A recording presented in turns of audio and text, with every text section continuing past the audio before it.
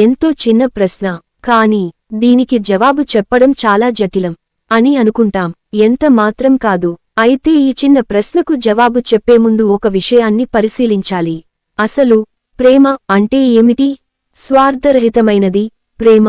ఏ విధమైన ప్రలోభాలకు, వ్యామోహాలకు తావు లేకుండా అభిమానించడం ప్రేమ. అటువంటి వ్యక్తి కోసం అంకితమైపోవడం ప్రేమ. తల్లిదండ్రులు పిల్లలను ప్రేమిస్తారు. తమ పిల్లలను ప్రేమించినట్లుగా మరొకరి పిల్లలను ఎందుకు ప్రేమించరు? ఇక్కడ నా పిల్లలు అనే స్వార్థం ఉంది. ఇదే విధంగా పిల్లలు, బంధువులు కూడా. అంతేకాక నేటి కాలంలో ఏవో వ్యక్తిగత స్వార్థాల కోసం పిల్లలను అమ్ముకుంటున్నా, చంపుకుంటున్న తల్లిదండ్రులను చూస్తున్నాం. కడుపులో ఉన్న పసిపిల్లలను కడుపులోనే చంపేస్తున్న తల్లులను చూస్తున్నాం. అలాగే ఆస్తులు కోసం అన్నదమ్ములు ఒకరినొకరు చంపుకోవడం చూస్తున్నాం. కిరాతక ప్రేమికులను చూస్తున్నాం. ఇదంతా నిజమైన ప్రేమ అనగలమా? అలా అని ఈ బంధుత్వ సంబంధాలన్నీ అబద్ధమని, అసహజమని నేను అనను. ఎవరో కొందరి స్వార్థంతో ఈ అనుబంధాలకు మసిపూసినంత మాత్రాన ఇవన్నీ ప్రేమరహితమైనవి అనడం తప్పు. అలా అని ఇదే నిజమైన ప్రేమ అని మాత్రం అంటే నేను ఒప్పుకోను.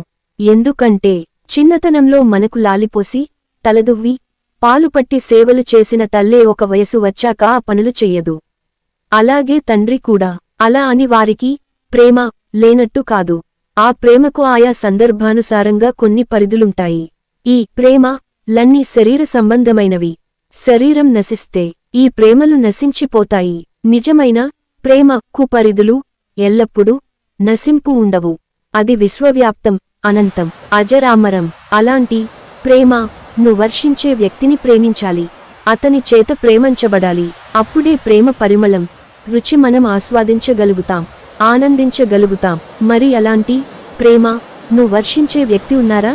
ఉంటే ఎవరు అని అడిగితే, వేటాడితే ఖడ్గమృగాన్ని వేటాడాలి, ప్రేమిస్తే భగవంతుని ప్రేమించాలి అని అంటాడు స్వామి వివేకానంద. నిజమే. భగవంతుని ప్రేమకు పరిధులు కాని, నశింపు కాని ఉండవు. ఆయన అపార ప్రేమరస స్వరూపుడు. ఆయన ప్రేమ స్వరూపుడు కనుకనే ఇంతటి సృష్టి సంపదను అనుభవించమని మనకు అందించాడు. ఇందులో ఆయనకు ఏ స్వార్థమూ లేదు. మన ఆనందంలో ఆయన ఆనందాన్ని చూసుకుంటాడు. మన సంతోషంలో ఆయన సంతోషాన్ని దాచుకుంటాడు. నిజానికి ఈ సమస్త సృష్టి చైతన్యానికి అధిపతి అయిన ఆ భగవంతునకు ఎంత అహం ఉండాలి, ఎంత పొగరు, గర్వం ఉండాలి. పాపం అవేవి ఆయనలో కనిపించవు, ఒక్క ప్రేమ తప్ప. అందుకే ఆయన అంటాడు, ఏ యథా మాం ప్రపద్యంతే తాం తదైన భజామ్యహం. ఎవరెవరు ఏ ఏ విధంగా నన్ను తెలియగోరతారో వారిని ఆయా విధంగానే అనుగ్రహిస్తాను అంటాడు. మీరు నక్కలా చూడాలనుకుంటే నక్కలా, కుక్కలా చూడాలనుకుంటే కుక్కలా వస్తాడు. అంతటి శక్తిసంపన్నుడైన భగవంతునకు ఎందుకు పనికిరాని మనలాంటి వారి దగ్గర ఇంతలా రాజీ పడడానికి, తగ్గి ఉండడానికి కారణం ఏమిటి అని ఎవరైనా అడిగితే అందుకు సమాధానం ప్రేమ ఒక్కటే. ఇందుకు రుజువు ఏమిటి అని మీరు అడిగితే ప్రహ్లాదుడు, ధ్రువుడు, మార్కండేయుడు, సక్కుబాయి, మీరాబాయి, ఇలా ఎందరో మరెందరో ఉన్నారు. ఎక్కడరా నువ్వు ప్రేమించే, నిన్ను ప్రేమించే ఆ శ్రీహరి అని హిరణ్యకశిపుడు గద్దించి అడిగితే ఆయన సర్వాంతర్యామి అని అంటాడు ప్రహ్లాదుడు. నిండా 10 ఏళ్లు అయినా నిండని ఆ బాలుని మాటలు సత్యం చేయడం కోసం ఈ సృష్టి అణువణువునా నరసింహునిలా నిండిపోయాడు, ఒదిగిపోయాడు, రాజీపడిపోయాడు ఆ పరమాత్మ. ఈ తల్లి ఓడి, తండ్రి ఓడి అశాశ్వతం, నిత్యము, సత్యము, శాశ్వతము అయిన ఓడి ఆ పరమాత్మదేరా అని తల్లి చెప్పిన మాటలకు 5 ఏళ్ల ప్రాయంలోనే అడవి దారిపట్టి తన తపస్సుతో తనను మెప్పించిన ఆ పసివానికి దాసుడైపోయాడు ఆ పరమాత్మ.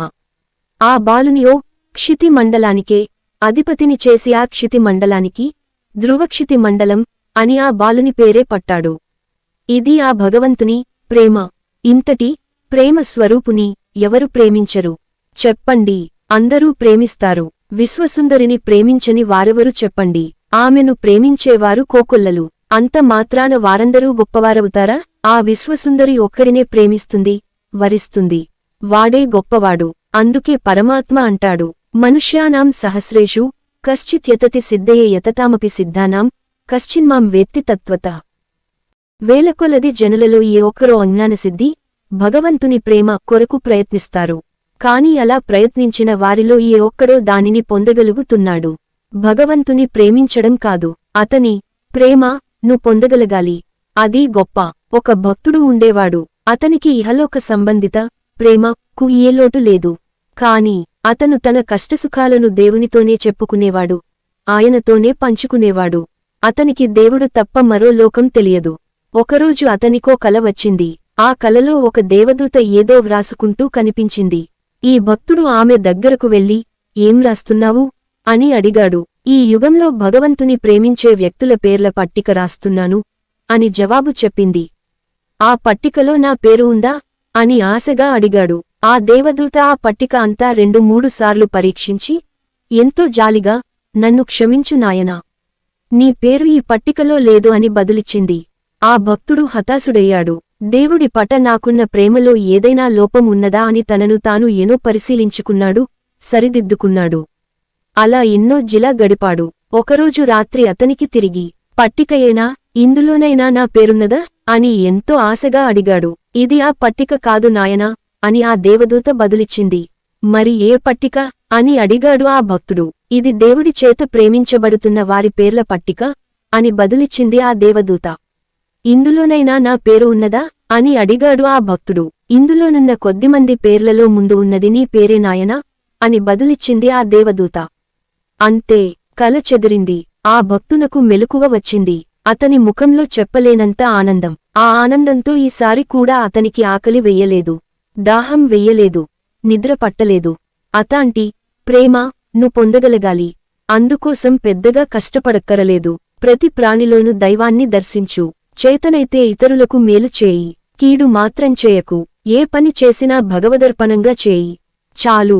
భగవంతుని ప్రేమ నీడలా నీ వెంట నడుస్తుంది. పత్రం పుష్పం ఫలం తోయం యోమే భక్త్యా ప్రయచ్చతి తదహం భక్త్యుకృతం అస్నామి ప్రియతాత్మవ.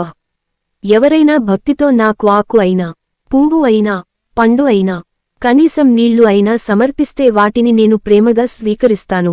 ఇది భగవంతుడు మనకు ఇచ్చిన మాట. ఆ మాటకు ఆయన ఎప్పుడూ కట్టుబడి ఉంటాడు. మరెందుకు ఆలస్యం? ఆయన ప్రేమ ను పొందడానికి ప్రయత్నించండి. దివ్యానందాన్ని అనుభవించండి.